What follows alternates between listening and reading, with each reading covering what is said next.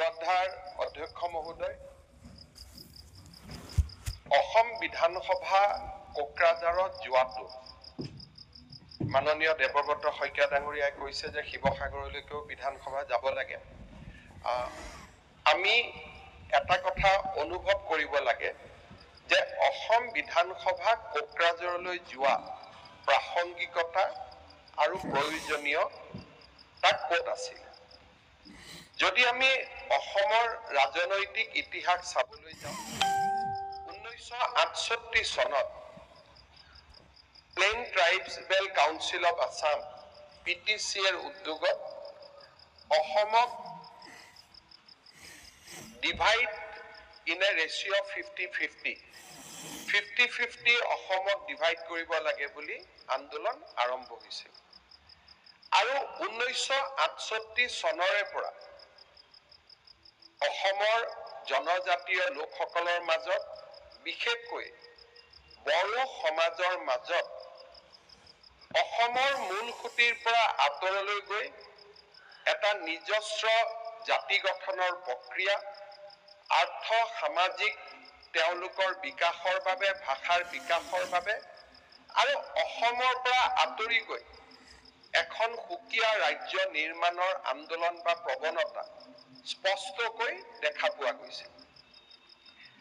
1985 চনত বডোফা উপেন্দ্ৰনাথ ব্ৰহ্মৰ বিশেষকৈ অসম আন্দোলনৰ সমান্তৰালকৈ আৰু অসম গণ পৰিষদ দলৰ চৰকাৰ গঠন হোৱাৰ পৰৱৰ্তী সময়ত বড়োলেণ্ডত অসমক বিভক্ত কৰি বড়োলেণ্ড নামে এখন সুকীয়া ৰাজ্য গঠনৰ দাবীত পূৰ্ণ সংগ্ৰাম চলিছিল। সংগ্ৰাম স্বাভাৱিকতে অহিংস আছিল, কিন্তু অহিংস সংগ্ৰামৰ সমান্তৰালভাৱে এক হিংসাত্মক শক্তিয়েও গা কৰি উঠিছিলে। কেইবা হাজাৰ লোক আমাৰ মাজৰ পৰা আঁতৰি গৈছিলে। তেওঁলোকৰ দাবী আছিলে যে অসমক বিভক্ত কৰিব লাগে আৰু এখন সুকীয়া ৰাজ্যৰ নিৰ্মাণ হ'ব লাগে। কোকৰাঝাৰত মই কৈছিলো যে অসমৰ মুখ্যমন্ত্ৰী হিতেশ্বৰ শইকীয়া অসমৰ মুখ্যমন্ত্ৰী হোৱাৰে পৰা অসমৰ ৰাজনৈতিক গতিবিধি সন্মুখৰ পৰা আমি দেখিছো, কিন্তু তাৰ আগৰে পৰা অসমৰ কোনো এজন মুখ্যমন্ত্ৰীয়ে সহজভাৱে 1968 চনৰ পিছত কোকৰাঝাৰলৈ যাব পৰা নাছিল। অন্ততঃ হিতেশ্বৰ শইকীয়া দিনৰ পৰা যদি আমি আৰম্ভ কৰো আৰু একেবাৰে শেষলৈকে সৰ্বানন্দ সোণোৱাল ডাঙৰীয়ালৈকে এই দীঘলীয়া পৰিক্ৰমাটোত অসমৰ কোনো এজন মুখ্যমন্ত্ৰীয়ে কোকৰাঝাৰত কোনো এটা সাংস্কৃতিক অনুষ্ঠান, কোনো এখন নৱাগত আদৰণি সভা, কোনো এখন সামাজিক সভাত যোগদান কৰাৰ ৰেকৰ্ড আমাৰ সমসাময়িক অসমৰ বুৰঞ্জীত নাই।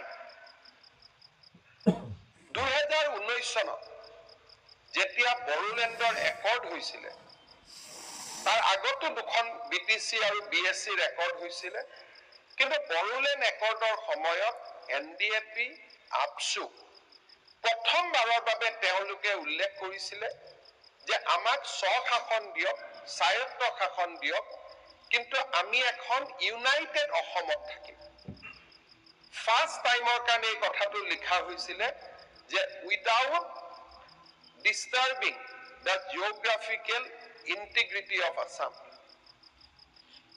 এই গোটেই সময়ছোৱাত অনাবড়ো লোকসকলেও যথেষ্ট সমস্যাৰ মাজেৰে বাস কৰিছিল।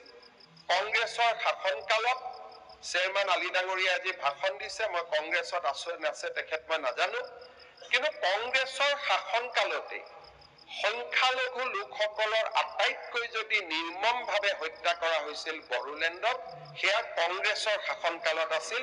সংখ্যালঘু লোকসকলৰ বৈধ ভূমিলৈ ৰূপান্তৰ হৈছিল। অধ্যক্ষ মহোদয়, কোকৰাঝাৰত নিৰ্মম ঘটনাৰ পিছত ধুবুৰীৰ যেতিয়া সংখ্যালঘু লোকসকল কেম্পত আছিলে, মই এটা মাহ এটা মাহ তেওঁলোকৰ লগত একেলগে আছিল।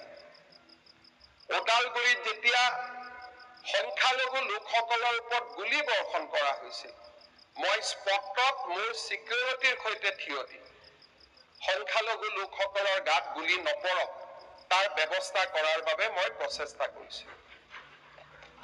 এই সদনৰ পৰা বহি বহুত কথা ক'ব পাৰি, কিন্তু যেতিয়া স্পষ্টভাৱে সমাজ দুটা ভাগত বিভক্ত হৈ যায়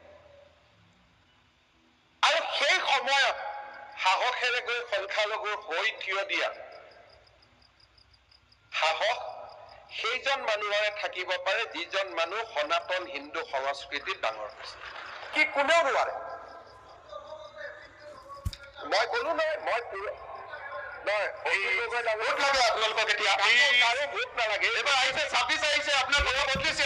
এই ভোট খেলি আপোনাৰ কথা বদলিলে 26 আহি গ'ল। আপুনি অলপ আগতে কৈছিলে বোলে আপুনি শুনি লওক, আৰু এই গোটেইখিনি ভোট আপোনাৰ নামত দি দিছো। মই আজিও কৈছো যে বিজেপিয়ে কাৰো পৰা ভোট আশা নকৰে। আপুনি যে কংগ্ৰেছৰ মন্ত্ৰীটো আপুনিও আছিলে, মই আছিলো, আটাইতকৈ শক্তিশালী মন্ত্ৰী এজন আছিলে, আছিলো, আপোনাৰ কিমান মানুহ মৰিছিলে, আছিলো। এতিয়া তাৰমানে আপোনালোকে ইনডাইৰেক্টলি শক্তিশালী বুলি মই এটা কথা বুজি নাপাওঁ। কংগ্ৰেছৰ সদস্যসকলে অখিল গগৈ ভাল কৰিব জানে বেয়া কৰিব যায়, মোক শক্তিশালী বুলি কৈ তৰুণ গগৈ দুৰ্বলী কৰি দিয়ে আপোনালোকে। আজি মোৰ মন্ত্ৰীসভাত কোনোবা শক্তিশালী মন্ত্ৰী আছে নেকি? যেতিয়া আপোনালোকে কয় এৱে চলাইছিল এৱে কৰিছিল, তৰুণ গগৈৰ ব্যক্তিত্বক আপোনালোকে বাৰে বাৰে কিয় অপমান কৰে? মৃত মানুহ এজনক নাপায় নহয় তেনেকুৱা কৰিব। ভালকে দেখি আপুনি এনেকে মই এইটো এটা প্ৰৱণতা দেখিছো যে মৃত্যুৰ পিছতো অখিল গগৈ তৰুণ গগৈ কিমান সমালোচনা কৰে। এইবিলাক একেবাৰে আপুনি আকৌ পলিটিচাইজ নকৰিব। আপুনি একদম উল্টা কথা। আচ্ছা আপুনি এটা কওক, এজন আজি যদি এই মন্ত্ৰীসভাত কয় ৰনোজ পেগু মুখ্যমন্ত্ৰীতকৈ শক্তিশালী, তাৰমানে মোক অপমান কৰা হল নে নাই? আপুনি কিন্তু ভাল কাম কেইটা ক্ৰেডিট কেইটা চব লয়। 108টো আপুনি আনিলো বুলি কয়, মিনিষ্টাৰ কেনে লওঁ প্লিজ। আপুনি 108টো আপুনি আনিলো বুলি কয়, কেন্দ্ৰীয় চৰকাৰৰ বস্তু আছিলে। ৰিপ্লাইটো শুনি লওক, আপোনাৰ ৰেকৰ্ডটো শুনি লওক। NHNটো আপোনাৰ লগত মই টু মেমে কৰিব খোজা নাই, কিন্তু ৰেকৰ্ডত কৈছো 108 সম্পূৰ্ণ ষ্টেট গভৰ্ণমেণ্টৰ স্কিম আছিলে যেতিয়া আমি আনিছিলো। ৰেকৰ্ডত কৈছো। কালি মোৰ ওপৰত প্ৰিভিলেজ মোচন লৈ আহক যদি মই ভুল কৈছো। গতিকে আপুনি যিখিনি মই দেখিছো যে বয়স যিমানে হৈ গৈছে আপুনি সৰু ল'ৰা টাইপ হৈ গৈছে। আপুনি এটা মনত কেতিয়া ভাবিছে 126 জনৰ কোনেও এনেকে উঠা পুঠা নকৰে, আপুনি কৰি থাকে। আৰু সাধাৰণ 2-এজন মানুহে ভাবে যে আপুনি বহুত এক্টিভ MLA, কিন্তু আচলতে যে আপোনাৰ একোৱে নাই। You have nothing. আপুনি যদি ইণ্টেলেকচুৱেলি চাব যে একো যায়, আপুনি খালি ভুল তথ্যবিলাক দি থাকে। ইটো সিটো এতিয়া কৈ দিলে NHM চেন্ট্ৰেল গভৰ্ণমেণ্টৰ। আৰে 108 was a state government scheme. Give credit to Tarun Gogoi. আপুনি টেটৰ শিক্ষক, it was a state government. আপুনি মনত কৰকচোন, টেটত যেতিয়া শিক্ষক নিযুক্তি হৈছিল আপুনি ল'ৰাবিলাকক গৈ কি কৈছিলে? এই তহঁতৰ 9 মাহৰ চাকৰি চব চেজ হৈ যাব কৈছিল নে নাই কওকচোন? আপুনি যিমান এতিয়া সেই কন্টেকচুৱেল হৈ আছে, আপুনি কৰিব পৰা নাই। এইটো আপোনাৰ দিনত স্কুল কমিছে, স্কুল বহা নাই। চৰকাৰী স্কুল আপোনাৰ ঘৰত প্ৰাইভেট স্কুল হৈ গৈছে, আপোনাৰ ঘৰৰ মানুহে প্ৰাইভেট স্কুল খুলিছে। যেতিয়া কোনেও একো কৰিব নোৱাৰে, যেতিয়া এজন মতা মানুহ খুব দুৰ্বল হয়, তেতিয়া তেওঁ মাইকী মানুহক আক্ৰমণ কৰিব আৰম্ভ কৰে। মই যদি কওঁ আপোনাৰ পৰিবাৰে বিবৰা কাৰ্যত কেনেকে চাকৰি পাইছিল, মইতো আজিলৈকে কোৱা নাই। গতিকে ক'ব লাগে এইটো সময়ত আপুনিও ঠিক আছে। এই দিনাখন ইণ্টাৰভিউত মই আপোনাক আগত কওঁ, আপোনাৰ পৰিবাৰতকৈ চোকা ছোৱালীক পিছ পেলাই থৈ চাকৰি দিয়া হৈছিল, পেপাৰত ওলাইছিল, ৰেকৰ্ড আছে। মই আজি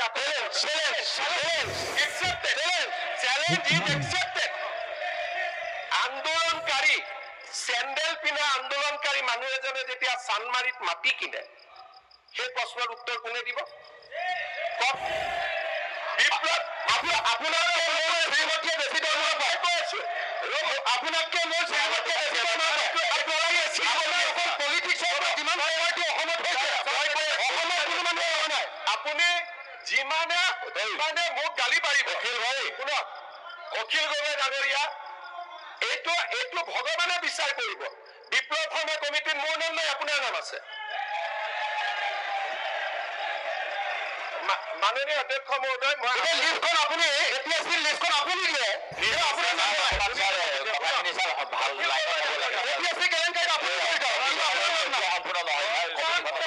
যিমানটা ডিফামেশ্যন কেছ হৈছে, আপুনি কোৰ্টত গৈ মোৰ পুৰুকা মাৰিছে, এইটো পেপাৰে লিখা কথা, মই লিখা কথা নহয় বুলি। মই আপোনাৰ ওপৰত যিমানটা ডিফামেশ্যন কেছ দিছো, আপুনি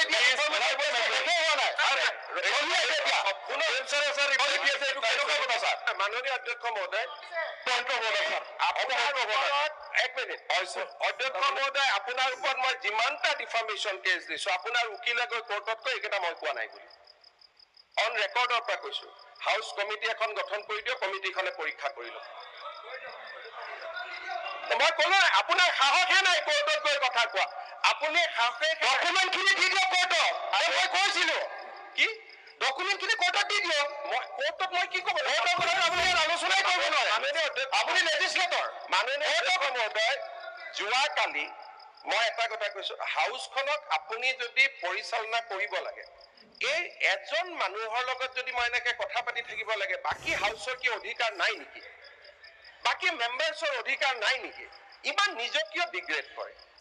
এটাতো লেভেলত থাকক। মুখ্যমন্ত্ৰী এজনে কথা ক'লে, মইতো আৰু আপুনি পাতি দিয়া নাই, অসমৰ মানুহে মোক মুখ্যমন্ত্ৰী পাতিছে।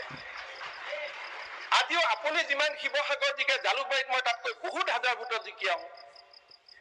গতিকে এটা মানুহৰতো ৰেচপেক্ট, এটা সৌজন্য, এটা মিনিমাম বয়স বাঢ়িছে, ইউ আৰ বিকামিং ফাদাৰ, এটাতো নিজৰ ল'ৰা ছোৱালীও চাই নাথাকে জানো আপোনাক? এটা নিজক বচাওকচোন। You have been given enough time. এনেকুৱা নকৰিব। অসমৰ মৰ্যাদা এটা আছে। ল'ৰা ছোৱালী, আপোনাৰ পৰিবাৰ ঘৰত গৈ আপোনাকে কয় নহয় যে এইবোৰ কিয় কৰা বুলি। নকৰিব ভাই, মই আপোনাক ৰিকুৱেষ্ট কৰিছো, you take half an hour time extra. যি মনত আছে মোৰ পৰা, আপোনাৰ লগত মোৰ কোনো যুঁজ নাই, কোনো স্বাৰ্থ নাই। ইউ টেক 1 hour ফ্ৰম মি। আমি শুনি থাকিম আপুনি যি ক'ব খোজে। যোনে কথা কওক। কালি জয়ন্ত মল্লবৰুৱাই কথা কৈছে PHC, তেওঁ PHC ডিপাৰ্টমেণ্টটো তেওঁ জন্মস্বত্বে লৈ আহিছে নেকি? আজি মন্ত্ৰী আছে PHCৰ, কালি নাই। সেইটো গালি তেওঁ কিয় খাব? গোটেইটো অসমীয়া ইঞ্জিনিয়াৰ বিলাকে কাম কৰে PHC ডিপাৰ্টমেণ্টত। তাৰ মাজত 10জন ভাল ইঞ্জিনিয়াৰো আছে, গুণে টকা পইচা নাখায়। তো এনেকে জেনেৰেলাইজ কৰি কৈ থাকিলে সকলোৰে মনবিলাক ভাঙি যায় নহয়। মই আপোনাক ৰিকুৱেষ্ট কৰিছো যে প্ৰধানমন্ত্ৰীয়ে সংসদত কথা ক'লে কোনেও কথা নকয়, আৰু আপুনি কওঁতে মই চবক হাত দিছো যে উত্তৰ নিদিব, তেওঁক ক'ব দিয়ক। ল'ৰা ছোৱালীৰ ওচৰত কিছুমান থৈ যাওকচোন যে we conducted very well. Pramod Gogoi ইয়াত আছিলে, আপুনি যিটো সমষ্টিৰ পৰা প্ৰতিনিধিত্ব কৰিছে তাৰ MLA আছিলে Pramod Gogoi. How he conducted house, কিছুমান এনে বহি থাকে মানে ভাবিব পাৰে অখিল গগৈ বহুত ডাঙৰ কৰি দিলে। But history will not be kind to you. History will be kind to you, those who has give good speech, recorded speech. কাবাৰ ঘৈণীয়েক তুনীয়েকৰ কথা কয় নেকি? You arrest her. কিবা যদি ভুল কৰিছে, কাৰোতো সাহস হোৱা নাই আজিলৈকে কোৰ্টত গৈ কেছ এটা কৰা যে she is doing illegal. এজনী মানুহক কিমান কৰে? 2009ত আপুনি মোৰ জন্মৰ বাচ্চাটোক গাড়ীখনৰ কথা কৈছে, আজি হাউচৰ চবৰে গাড়ী এখন একেখন গাড়ী। মই আজিও মনত বহুত দুখ পাই থাকো। আপুনি মোৰ 2 বছৰীয়া ছোৱালীজনীক যিটো কৰি থৈছে নহয়, নাপায় ইমান কৰিবৰ কাৰণে। আৰু ময়োতো এনেকে থিয় হৈ থকা নাই। I have also done something for the society. ছোৱালীজনীক দেখিলে I cried how many nights looking at her. সৰু ছোৱালী এজনীক আপুনি, তাইৰ বয়স তেতিয়া 2 বছৰ 3 বছৰ হৈছিলে। মনত ৰাখিব, মই আপোনাক তথাপিতো I talk to you, তথাপিতো আপোনাক মই মাতি লৈ যাওঁ, তথাপিতো নিয়মতেতো মোক ঘৰত গালি পাৰে, মানুহজনৰ লগত কিয় কথা পাতিছা। যেতিয়া আপোনাৰ লগত মই কথা পাতো ৰাতি গৈ ঘৰত I have to give answer যে why I am talking to you. আজি কাৰ গাড়ী নাই? যিখন গাড়ীৰ কাৰণে আপুনি মোক ছোৱালীজনীক ধৰিছিলে, আজি জয়ন্ত বৰুৱাৰ পৰা সৰু সাংবাদিক এজনলৈকে, সৰু বিধায়কে, কোনে সেইখন গাড়ীত নুঘূৰে মোক কওক। আজি আপোনাৰ গাড়ীখনৰ কোৱালিটি লওক আৰু সেই সময়ত মই চলোৱা গাড়ীখন মিলাই চাওক। মই নিজে আজি নিজক অলপ বুজি লওকচোন যে হোৱাট আই এম। এতিয়া কৈছে লিষ্টখন বিপ্লৱ শৰ্মাক মই দিলো। তাৰমানে বিসম্বাদী কংগ্ৰেছ বিধায়ক এজনে লিষ্ট দিব পাৰে নেকি? তেতিয়া মই বিসম্বাদ কৰি থকা মানুহ এটা, মোৰ চিকিউৰিটি উঠাই লৈ গৈছে, মোৰ ভাইটিক ট্ৰেন্সফাৰ কৰিছে, সেইজন মানুহে গৈ লিষ্ট দিব পাৰে। Please do not go to a certain level. কোনোবাই আপোনাক ভোট দিয়ে দিব, কিন্তু যিসকলে আপোনাক জিকাই তেওঁলোকক মই এদিন মাতি আনি দেখুৱাব খোজো যে আপুনি কি লেভেলৰ বিধায়ক, বাকীসকলে কিমান ইণ্টেলেকচুৱেলি কথা কয়। নকৰিব, ভাল নালাগে। মাননীয় অধ্যক্ষ মহোদয়, আজি মই এইটো কথাই ক'ব খুজিছিলো যে যেতিয়া আমি কোকৰাঝাৰৰ কথা কওঁ, আমাৰ মনত পৰে যে কি ধৰণে ওদালগুৰি, কোকৰাঝাৰ এই গোটেই অঞ্চলবিলাকত এদিন সাম্প্ৰদায়িক সংঘৰ্ষ, এই গোটেইবিলাকে এটা সমগ্ৰ অসমৰ কাৰণে এটা চিন্তা আৰু উদ্বেগৰ কাৰণ কৰি তুলিছে। মই সিদিনাখনো কোকৰাঝাৰত কৈছো যে বড়ো নেতৃত্বক আমি উদাৰভাৱে ধন্যবাদ জনাব লাগিব যে এখন একত্ৰিত অসমত থকাৰ সংকল্পৰ বাবে। আৰু সিদিনাখন মই অসম বিধানসভাৰ সকলো সদস্যক ধন্যবাদ জনাম যে সকলোৱে উদাৰভাৱে চৰকাৰক অনুৰোধ কৰিছে যে BTCক সহায় কৰক, কাৰ্বি আংলঙক সহায় কৰক, প্ৰয়োজন হলে আৰু বেছি টকা দিয়ক, অধিক ক্ষমতা দিয়ক, তেওঁলোকে যাতে স্বায়ত্ত শাসনৰ প্ৰকৃত যিটো সোৱাদ বা প্ৰকৃত অধিকাৰ তেওঁলোকে পাব পাৰে। অসম বিধানসভা কিহৰ প্ৰতীক? আজি ইয়াত আমি হিন্দু আছো, মুছলমান আছো, জনজাতি, অজনজাতি, গোটেই অসমখনৰ প্ৰতীক হৈছে অসম বিধানসভা, একত্ৰিত অসম। সিদিনাখন কোকৰাঝাৰত আপোনালোকৰ উপস্থিতিয়ে একত্ৰিত অসম যে আৰু অন্তত 50 বছৰলৈ অসমত বিভক্ত কৰাৰ বাবে কোনো আন্দোলন নহয়। কোনেও আৰু নকয় যে মোৰ অসমখনক ভাঙি দুটুকুৰা কৰক, মোক অধিকাৰ দিয়ক। যিখন অসমৰ কল্পনাৰে আমি সকলোৱে ৰাজনীতিলৈ আহিছিলো, এখন একত্ৰিত বিকশিত অসম আমি আমাৰ ভৱিষ্যত প্ৰজন্মৰ বাবে থৈ যাম, সেইখন অসমৰ সপোন কোকৰাঝাৰত অসম বিধানসভাৰ অধিৱেশনে পুনৰ এবাৰ প্ৰতীয়মান কৰিলে। জনজাতীয় লোকসকলক যদি আমি স্বায়ত্ত শাসন আৰু জনজাতীয় লোকসকলক যদি তেওঁলোকৰ অধিকাৰ আমি দি থাকিব পাৰো, অসমৰ ভৱিষ্যতৰ প্ৰজন্মই যদি জনজাতীয় লোকসকলক সমান অধিকাৰ দিয়ে, মোৰ অসমখন কোনেও আৰু দুটুকুৰা কৰাৰ আন্দোলন নকৰে। মই ভাবো যে কোকৰাঝাৰৰ অধিৱেশনে আমাক বহুত কথা শিকাই থৈ গল। জনজাতীয় অজনজাতীয়ৰ মাজত বান্ধোন সুদীৰ্ঘ কৰিলে, এক নতুন অসমে প্ৰাণ পাই উঠিলে। এতিয়া এইখন অসমক আমি আগুৱাই লৈ যাব লাগিব যাতে এইখন অসম ভাৰতৰ মহাশক্তিত পৰিণত হ'ব পাৰে। মই পুনৰ এবাৰ অধ্যক্ষ মহোদয় আপোনাক ধন্যবাদ জনাইছো যে আপুনি এনে এক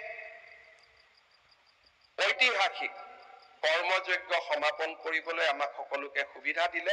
মই অসম বিধানসভাৰ হৈ আপোনাক ধন্যবাদ জনাইছো। বিধানসভা যোৰহাটতো হ'ব পাৰে, ডিব্ৰুগড়তো হ'ব পাৰে, but it will not carry that message, কাৰণ তাত দ্বিখণ্ডিত অসমৰ আন্দোলন হোৱা নাছিল।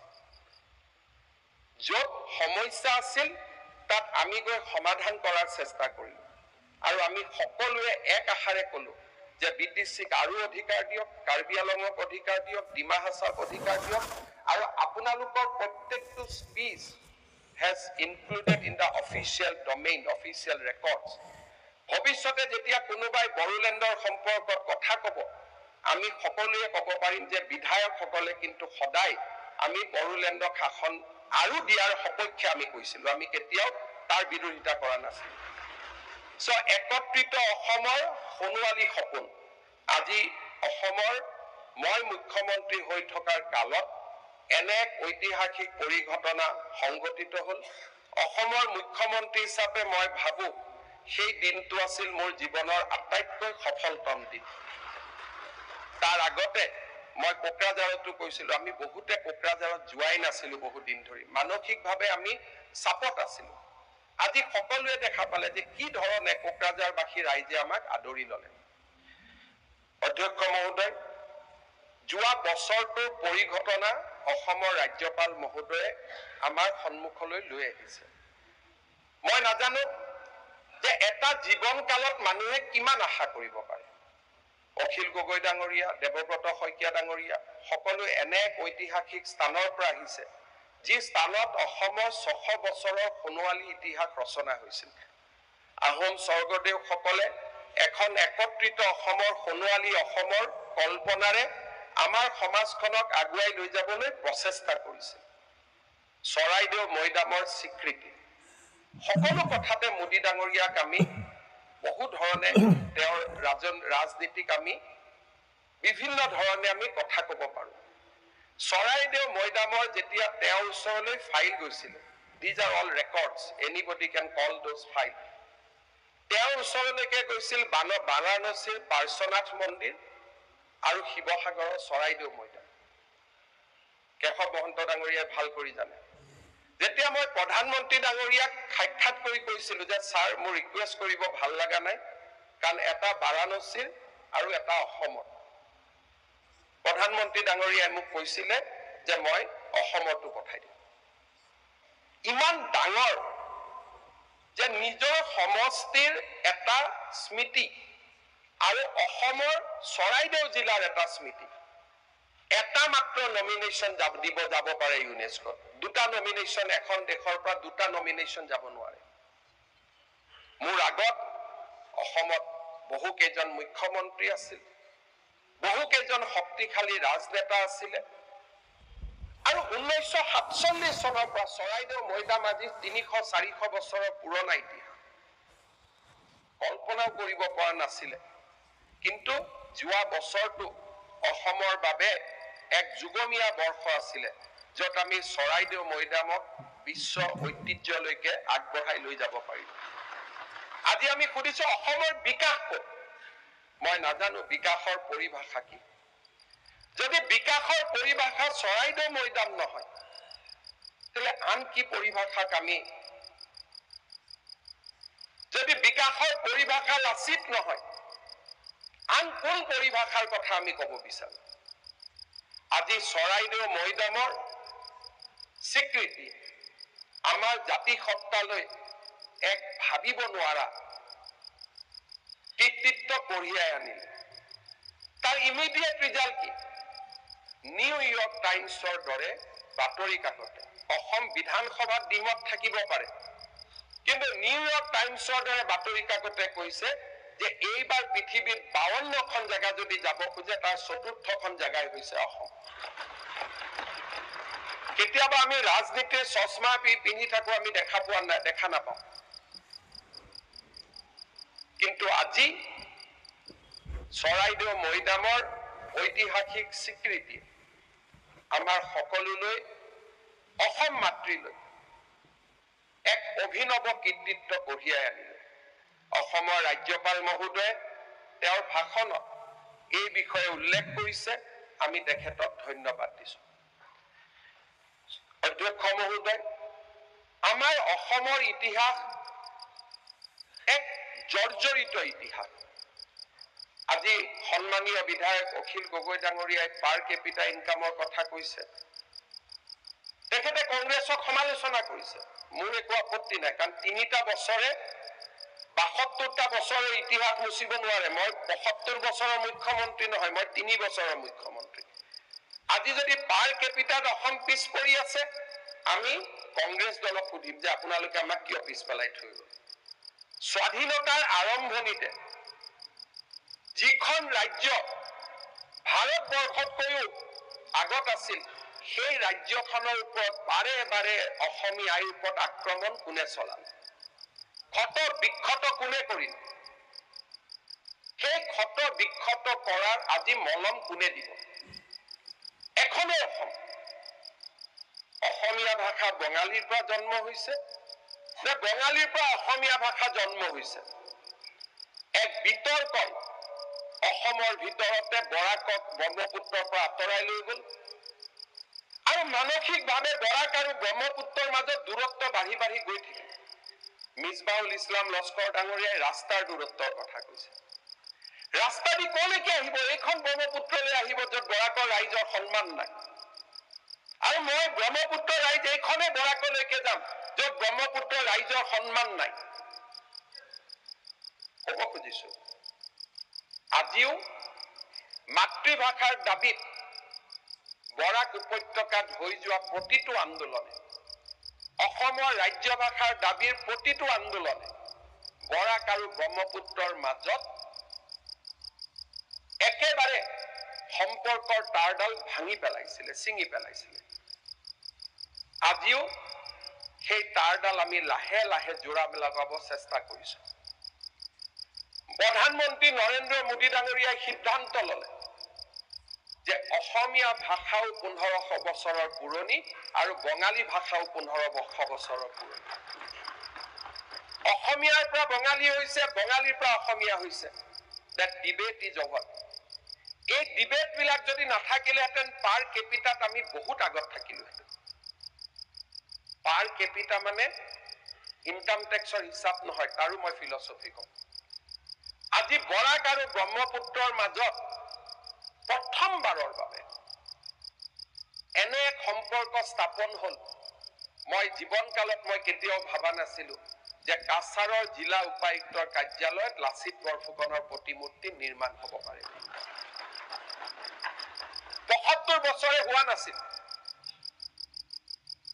মই জীৱনত ভবা নাছিলো যে বৰাক উপত্যকাত ও মোৰ আপোনাৰ দেশ গানেৰে আমি জীৱনত কেতিয়াবা সভা আৰম্ভ কৰিব পাৰিম বুলি। আজি প্ৰধানমন্ত্ৰী মোদী ডাঙৰীয়াই একেলগে অসমীয়া আৰু বঙালীক ধ্ৰুপদী ভাষাৰ মৰ্যাদা প্ৰদান কৰিলে। বৰাক আৰু ব্ৰহ্মপুত্ৰ দুইটাৰে স্বাভিমান ৰক্ষা হ'ল। 2 লাখ মানুহে সভা কৰিছে। প্ৰধানমন্ত্ৰী ডাঙৰীয়াক ধন্যবাদ জনাইছে। আজি আমাৰ ৰাজ্যপালৰ ভাষণত ৰাজ্যপাল মহোদয়ে এই বিষয়ে উল্লেখ কৰিছে। আজি অসমলৈ এক অক্ষয় কীৰ্তি নামি আহিছে। A for apple. ভাৰতৰ পৰা যেতিয়া প্ৰথম বিশ্ব ঐতিহ্য ক্ষেত্ৰ অকল অসমৰ নাম ৰিকমেণ্ড হয় আৰু যেতিয়া মোৰ চিৰচেনেহী ভাষা জননীক ধ্ৰুপদী ভাষাৰ কোনোবা মৰ্যাদা দিয়ে, A for apple সঁচা অৰ্থত হয়, তাক সমালোচনা নহয়। আজি আমাৰ সদনৰ দায়িত্ব প্ৰধানমন্ত্ৰী মোদী ডাঙৰীয়াক প্ৰশংসাৰে উপচাই দিয়ে। মোৰ জননীক যোনে সন্মান দিয়ে, মোৰ ভাষা জননীক যোনে সন্মান দিয়ে, মোৰ কীৰ্তি মোৰ ঐতিহ্যক যোনে সন্মান দিয়ে, তাৰ আগতো জৱাহৰলাল নেহেৰুৰ পৰা ইন্দিৰা গান্ধীৰ পৰা নৰসিমহা ৰাওলৈকে অসমৰ পৰা প্ৰতিনিধিত্ব কৰা সংসদো ভাৰতৰ প্ৰধানমন্ত্ৰী হৈছে। ধ্ৰুপদী ভাষাৰ দাবী আজি নহয়। চৰাইদেউ মৈদামৰ কথা আজি মানুহে কোৱা নাই। যোৱা বছৰটোত আমি 2টাকৈ মাইলৰ স্তম্ভ আমি অতিক্ৰম কৰিব পাৰিছিলো, যি সম্ভৱ নাছিলে, যি আমি প্ৰথমবাৰৰ বাবে ইয়াক আমি কৰিব পাৰিছিলো। মাননীয় অধ্যক্ষ মহোদয়, মনোৰঞ্জন তালুকদাৰ ডাঙৰীয়াই প্ৰশ্ন কৰিছে এডভান্টেজ 1ৰ পৰা কি পালো। চাব আমাৰ সাহস আছে নে নাই। আটাইতকৈ ডাঙৰ কথা, মই উদ্যোগ মন্ত্ৰী বিমল বৰা ডাঙৰীয়াক অনুৰোধ কৰিব, মনোৰঞ্জন তালুকদাৰ ডাঙৰীয়াক নুমলীগড় শোধানাগাৰলৈকে এদিন লৈ যাব। আমি দেখা পাব লাগিব কি হৈছে। নেদেখালৈকে মনত থাকিব যে একো হোৱা নাই। ডেফিনেটলি বৰপেটা, সৰভোগ বা নলবাৰীত হোৱা নাই, কিন্তু কৰবাত হৈছে। হোৱা জায়গাটো আপুনি চোৱা উচিত। কিয় মই কৈছো, এডভান্টেজ 1ৰ সময়তে আমি স্বাক্ষৰ কৰিছিলো যে নুমলীগড়ক 9 মিলিয়ন মেট্ৰিক টনৰ শোধানাগাৰলৈ আমি আগবঢ়াই লৈ যাম। তেল ক'ত? 3 মিলিয়ন মেট্ৰিক টন শোধানাগাৰত তেল দিবৰ কাৰণে আমাৰ তেল নাছিল। মোদী ডাঙৰীয়াই সিদ্ধান্ত ললে, এডভান্টেজ 1ত স্বাক্ষৰ হল যে পাৰাদ্বীপৰ পৰা পেট্ৰল কঢ়িয়াই অনা পাইপলাইন হ'ব আৰু সেই পাইপলাইনেৰে নুমলীগড় ৰিফাইনেৰীক 3 মিলিয়ন মেট্ৰিক টনৰ পৰা 9 মিলিয়ন মেট্ৰিক টনলৈ ৰূপান্তৰ। এতিয়া যিসকলে চাব খোজে পাইপলাইনডালো দেখা পাব 10,000 কোটি টকাৰ আৰু ৰিফাইনেৰীও দেখা পাব 15,000 কোটি টকা। ইয়াৰ পিছত এডভান্টেজ 1তে চহী কৰা ইন্দ্ৰধনু গেছ গ্ৰিড, গেছ পাইপলাইন নুমলীগড়লৈকে অহাও আমি দেখা পাম। এডভান্টেজ অসমৰ সময়তে চহী কৰা কেঞ্চাৰ কেয়াৰ হস্পিটেল বিলাকো বৰপেটাৰ পৰা আৰম্ভ কৰি ডিব্ৰুগড়লৈকে আমি দেখা পাম। মই সন্মানীয় সদস্যসকলক অনুৰোধ কৰিম, উই ৰিপ্ৰেজেণ্ট এ কনষ্টিটুৱেঞ্চি। যেতিয়া মই শব্দটো আনপাৰ্লিয়ামেণ্টাৰী হ'ব, এক্সপাণ্ড কৰি দিব। যেতিয়া আমি তুলুঙাৰ কথা ক'ব আৰম্ভ কৰোঁ, তেতিয়া মানুহৰ মাজতো আমি তুলুঙা হৈ পৰোঁ। দেশে স্বীকৃতি দিছে, নহয়, you have laid a huge thing, যে নুমলীগড় পেট্ৰল, য'ত অসমৰ পৰা তেল নিদিওঁ, তেজ দিম, তেল নিদিওঁ, সেই আন্দোলন পাৰ কেপিটা এনেই কমি যোৱা নাছিলে। তেজ দিম, তেল নিদিওঁ। আজি কেন্দ্ৰীয় চৰকাৰে কৈছে আপোনালোকৰ তেজ নালাগে, আমি উল্টাই আপোনালোকক তেল দিম। এডভান্টেজ ওৱানে আমাক এটা পটভূমি ৰচনা কৰি দিলে। Gas grid, refinery, cancer care hospital, fourth pipeline, তেল পাইপলাইন। গতিকে আজিৰ পৰা অন্ততঃ সদনত কোনেও নকলে মই ভাল পাম যে এডভান্টেজ ওৱানৰ পৰা আমি কি পালো। These are solid things we have got. Numaligarh refinery, gas pipeline, petrol crude pipelines, cancer care hospitals. গতিকে সদনত যদি কাৰোবাৰ মনত সন্দেহ আছিলে যে আমি একো পোৱা নাছিলো, আজিৰ পৰা অসমৰ মুখ্যমন্ত্ৰীৰ দায়িত্বশীল চকীখনৰ পৰা মই আপোনালোকক লিষ্ট কৰিছো, these are the 4 major achievements we have. আৰু মনোৰঞ্জন তালুকদাৰ ডাঙৰীয়াই কৈছে যে এগ্ৰিকালচাৰ 90% আছিল। আমাৰ উদ্দেশ্যই হ'ল যে কৃষিৰ ওপৰত নিৰ্ভৰশীল ৰাজ্য এখনৰ পৰা আমি কনভাৰ্ট হ'ব লাগে। বেষ্ট ইকনমিক মডেল কোনটো? বেষ্ট ইকনমিক মডেল হৈছে 30% industry, 30% agriculture, 30% service sector. That is the model of the economy. আৰু সেই মডেলৰ ইকনমিত যোন থাকে তেওঁ কেতিয়াও পিছ পৰি যাব নোৱাৰে। আজি আমি নিৰ্ভৰ কৰিছো যে মাটি নোহোৱা, বানপানীৰে কৰা, ইৰোচনেৰে গৰকা এখন সমাজত যদি 90% মানুহ এগ্ৰিকালচাৰৰ ওপৰত নিৰ্ভৰশীল হৈ থাকিব লাগে, সেই সমাজখন কেনেকে জীয়াই থাকিব? আপোনালোকে কয় যে গৰাখহনীয়া হয়, 30% মাটি আমাৰ বনভূমি, নদী মাতৃক আমি এখন দেশ, বানপানীয়ে গৰকা এখন দেশ। এইখন দেশত যদি ৰাইজক যদি আমি কৃষিৰ ওপৰত নিৰ্ভৰশীল কৰি ৰাখো, তেতিয়াহ'লে এইখন দেশত কেতিয়াও পাৰ কেপিটা বাঢ়িব নোৱাৰে, কেতিয়াও GDP বাঢ়িব নোৱাৰে। We have to bring a judicious mixture. 30% agriculture, 30% industry, 30% service sector. And আজি যদি আপোনালোকে চাব খোজে অসমৰ ইকনমিয়ে সেই গতিলৈকে আজি লাহে লাহে গতি কৰিছে। Primary sector agriculture has reduced to 34, secondary sector যক আমি ইন্ডাষ্ট্ৰি বুলি কওঁ 23%, tertiary 41%. We have to bring a balance 30-30-30. তেতিয়া মানুহ কৃষিৰ ওপৰত অত্যন্ত নিৰ্ভৰশীল নহব, মানুহ উদ্যোগৰ ওপৰত অত্যন্ত নিৰ্ভৰশীল নহব, মানুহ অত্যন্ত সেৱা সেক্টৰৰ ওপৰত অত্যন্ত নিৰ্ভৰশীল নহব। These are economic findings. গতিকে মনোৰঞ্জন তালুকদাৰ ডাঙৰীয়া নিজে অধ্যাপক আছিলে, আপুনি স্কুলত পঢ়ুৱাইছিলে, কলেজত পঢ়ুৱাইছিলে, ইউনিভাৰ্চিটিত পঢ়ুৱাইছিলে। মই ভাবো যে the fundamentals of economics আমি সকলোৱে জানিব লাগে। অধ্যক্ষ মহোদয়, এখন ৰাজ্যৰ মানুহজনৰ ওপৰত নিৰ্ভৰ কৰে যে মানুহজনৰ মানসিকতা কেনেকুৱা। এখন ৰাজ্যৰ বেয়াবিলাক আমি কম নে এখন ৰাজ্যৰ ভালবিলাক আমি কম? যেতিয়া কোনোবাই ছোৱালী এজনী চাবগৈ কাৰোবাক বিয়াত, যে মই এজনী ছোৱালীক চাব খুজিছো, আৰু ছোৱালীজনীৰ বেয়াবিলাক লিষ্ট কৰি পেলাই কম যে আপোনাৰ ছোৱালীজনীটো এইবিলাক তাইক দেখোঁতে এনেকুৱা লাগিল। This is one mentality of the people. আৰু এটা মেণ্টেলিটি থাকে যে আপোনাৰ ছোৱালীজনী বৰ ভাল, বৰ শুৱলা, বৰ ধুনীয়া, কিন্তু মোৰে ল'ৰাটো ইমান ভাল নহয়, আপোনাৰ ছোৱালীযোৰ ইমান যোগ্য, তাইক মোৰ ল'ৰাটো বিয়া, তাই উপযুক্তই নহয় মোৰ ল'ৰাটোৰ কাৰণে বিয়া হোৱা, গতিকে এইখন বিয়া আমি নাপাতো। It is the mentality of the person যে কেনেকে আপুনি নিজক ৰিফ্লেক্ট কৰিব, আপোনাৰ অন্তৰখন কিমান ধুনীয়া কিমান শুৱলা নিৰ্ভৰ কৰিব যে অসম মাতৃৰ আপুনি ভাল কথাবিলাক ক'ব নে অসম মাতৃৰ নিগেটিভ কথাবিলাক ক'ব। Who doesn't know যে মেটাৰনেল মৰ্টেলিটি অসমত আটাইতকৈ বেছি? কোনে নাজানে? কিন্তু এইটো 21 চনৰ পিছত হোৱা কথা নহয়। These statistics are there from 1980.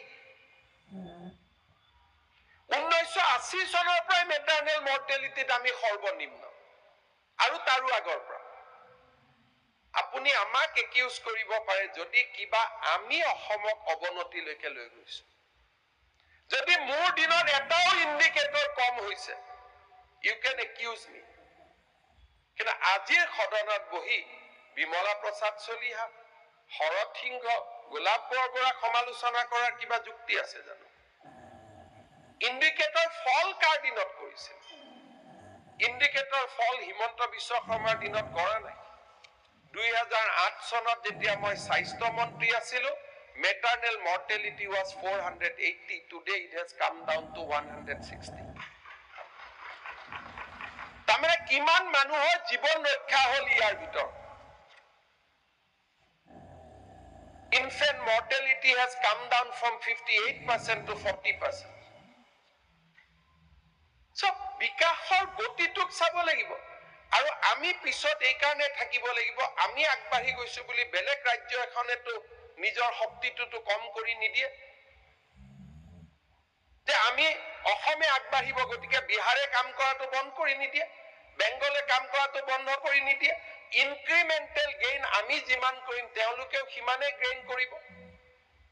কিন্তু আমি ক'ত আছো তাতকৈ ডাঙৰ কথা 2008 চনৰ পৰা নিৰন্তৰভাৱে কমি কমি আজি আমি আহি ক'ত থিয় হৈছো।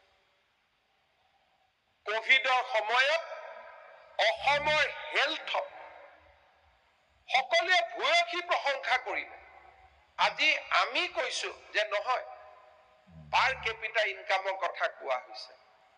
চৰকাৰে জিডিপি বঢ়াব পাৰে, পাৰ কেপিটা চৰকাৰে কমাব নোৱাৰে, পাৰ কেপিটা চৰকাৰে বঢ়াব নোৱাৰে। সেইবাবে মই বাৰে বাৰে কৈ থাকো জনসংখ্যা কমাব। এখন ঘৰত যদি 9টা ল'ৰা জন্ম হয়, পাৰ কেপিটা কমি গৈয়ে থাকে। সেইকাৰণে মই কওঁ চাইল্ড মেৰেজ হ'ব নালাগে। Per capita is not a economic indicator, this is a indicator of both social and economic. যদি উপাৰ্জন বাঢ়ে লগত বাচ্চাও বাঢ়ে, পাৰ কেপিটা কমি থাকিব। যদি উপাৰ্জনো বাঢ়িব লাগিব, বাচ্চাও কমিব লাগিব, তেতিয়া পাৰ কেপিটা বাঢ়িব।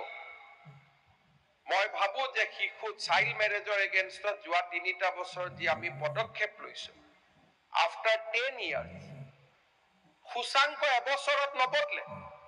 শক্তিশালী অসমৰ আজি আমি ভেটি নিৰ্মাণ কৰিছো।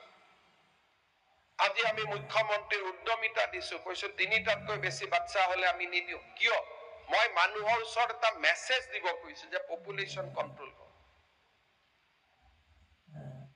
কোনো ভোটৰ কাৰণে কাৰো ভাল কথা কোৱাৰ স্বভাৱে মোৰ নাই। মই লগে লগে কৈছো যে অসমৰ মুছলমান, বিশেষকৈ ইমিগ্ৰেণ্টছ যিখিনি সংখ্যালঘু লোক, তেওঁলোকে জনসাধাৰণৰ নিয়ন্ত্ৰণ কৰিবই লাগিব যদি অসমৰ সোণোৱালী ভৱিষ্যত তেওঁলোকে বিচাৰে। যদি পপুলেশ্যন নকমে, পাৰ কেপিটা কমিব নোৱাৰে, বাঢ়িব নোৱাৰে। পপুলেশ্যন কমিব লাগিব। দিছ ইজ এ ইণ্ডিকেটৰ। পাৰ কেপিটা মানে কি? জনমুৰি। গতিকে জনটো যদি বাঢ়ি বাঢ়ি গৈ থাকে, মুৰিটোতো কমি কমি গৈ থাকিব। গতিকে এই কথাবিলাক সদনত কেতিয়াবা যদি আলোচনা হয়, যথেষ্ট ভাল কথা। তেতিয়া সদনৰ সদস্যসকলেও বুজিব যে মই কিয় পপুলেশ্যন কণ্ট্ৰলৰ কথা কৈ থাকো। ইয়াত ভোটৰ কথা নাই, ইয়াত মোৰ ভৱিষ্যত সোণোৱালী অসম এখনৰ স্বপ্ন লুকাই আছে। যোনে বুজি নাপায়, পাৰ কেপিটা কমি গ'ল, পাৰ কেপিটা বাঢ়ি গ'ল, আমাৰ বিজেপিৰ দিনত একো কমা নাই, নাথিং হেজ কাম ডাউন। যদি কেতিয়াবা বিচাৰে মই লিষ্ট কৰি দিম।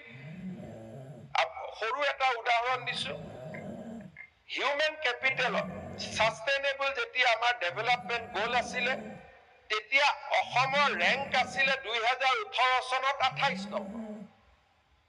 আজি আপুনি কৈছে আপুনি এবাৰো নকলে যে হিমন্ত বিশ্ব শৰ্মাৰ দিনত it has come up to 23rd 3 বছৰত 5খন ৰাজ্যক বিট কৰা from a achiever state we become front ranking state প্ৰতিটো বল প্ৰতিটো খন যোৱা 3.5টা বছৰত আমি অসমৰ কাৰণে কাম কৰিছো আজি কৈছে ৰাজহুৱা শিক্ষানুষ্ঠান কমি গৈছে কোনোবাক মই ৰনোজ পেগু ডাঙৰীয়াক অনুৰোধ কৰিম মই শিক্ষামন্ত্ৰী হোৱাৰ আগত ৰাজহুৱা শিক্ষানুষ্ঠান কিমান আছিল আৰু আজি কিমান আছিল 2009-10ত for all the time আপোনালোকে মনত ক্লিয়াৰ কৰিল হিমন্ত বিশ্ব শৰ্মা শিক্ষামন্ত্ৰী হোৱাৰ আগত অসমত গভৰ্ণমেন্ট ইনষ্টিটিউট আছিল 38,000 today government institute is 44,000 it has increased these are hard statistics 2009 চনত আজি মোক দিয়া যেটো প্ৰশ্ন উত্তৰ আপুনি এবাৰ চাইৰলে ভাল পাব মই কলো না মই যিখিনি কৈ আছো I am liable to privilege motion Ranoj Pegu ডাঙৰীয়াক মই কৈছো যে উত্তৰ বিলাক কাৰণ তেখেতে বিজেপি তুলনা কৰি আছে 2009 মই শিক্ষামন্ত্ৰী হোৱাৰ সময় কথাটো মইহে ক'ব পাৰিম তেওঁক আপুনি প্ৰশ্ন কৰিছে বিজেপি চৰকাৰত হয় যেতিয়া একেটা কেম্পাসত দুখন স্কুল থাকিব তাক এমালগেমেট কৰি দিয়াটো বেয়া কথা নেকি we do not need that much of school মই মানৱীয়তাৰ খাতিৰত বাৰে মোৰ এছেম্বলিত স্পিচ চাব 2011 চনত মই ইয়াত স্পিচ দিছো 12ত স্পিচ দিছো 13ত স্পিচ দিছো যে আমাক স্কুল নালাগে আমি 28,000 revenue village we need 28,000 good school number আমাক নালাগে we don't need numbers we need good school আজি আপোনালোকে নিজেও জানে আপোনালোকৰ সমষ্টিত ৰেভিনিউ ভিলেজ কেইখন আছে 28,000 ৰেভিনিউ ভিলেজ আছে 3,000 ফৰেষ্ট ভিলেজ আছে so you should have 32,000 good school আজিও আপোনাৰ হাতত স্কুল আছে 39,000 তাৰ ফলত কি হৈছে আমাৰ ৰেভিনিউ নাই আমি টকা আনিব নোৱাৰো শিক্ষক নিযুক্তি কৰিব নোৱাৰো বুঝে শিক্ষক নাই ভেৰি কথা শিক্ষক নাই 1 লাখ শিক্ষক মই আজি চাকৰি দিদু টকাটো দৰমহাটো কৰবা দিম where from money will come so consolidation যিসকল ইয়াত ইকনমিক্সৰ ষ্টুডেন্ট আছে তেওঁলোকে জানিব পাব্লিক এডমিনিষ্ট্ৰেচনৰ ডাঙৰ গুণটো হল কনসলিডেট ইউৰ গেইন কনসলিডেশন 4খন যদি স্কুল একেলগে আছে club it to one school গভৰ্ণমেন্টৰ যদি assistant director deputy director joint director 4টা অফিস একেলগে আছে club it in one office and release the additional lands for some productive purposes that is called consolidation মই ৰনোজ পেগু ডাঙৰীয়াক অনুৰোধ কৰিম ব্যক্তিগত হ'ব কিন্তু ব্যক্তিগত হলে মই অনুৰোধ কৰিম যে হিমন্ত বিশ্ব শৰ্মা শিক্ষামন্ত্ৰী হোৱাৰ আগতে কিমানখন অসমত কলেজ আৰু স্কুল আছিল আৰু আজি কিমান কলেজ আৰু স্কুল হৈছে আপুনি অখিল গগৈ ডাঙৰীয়াক পত্ৰ এখন লিখি অফিচিয়েল ৰেকৰ্ডৰ পৰা জনাই দিব so that this debate also come to a close আৰু এইবাৰ যেতিয়া প্ৰাদেশিকৰণ হ'ব suddenly আৰু নাম্বাৰ অফ স্কুল বাঢ়ি যাব বাঢ়ি গলে আমি এমালগেমেট কৰি পেলাই শেষ কৰিব নালাগিব জানো কিন্তু এবাৰৰ কাৰণেও আমি কোনোবাই কৈছো জানো মনত এবাৰৰ কাৰণেও যে হয় সব বন্ধ হৈছে কিন্তু ৰনোজ পেগু এটা ভাল কাম কৰিছে অন্তত চাহ বাগিচাত 200খন হাই স্কুল পাতিছে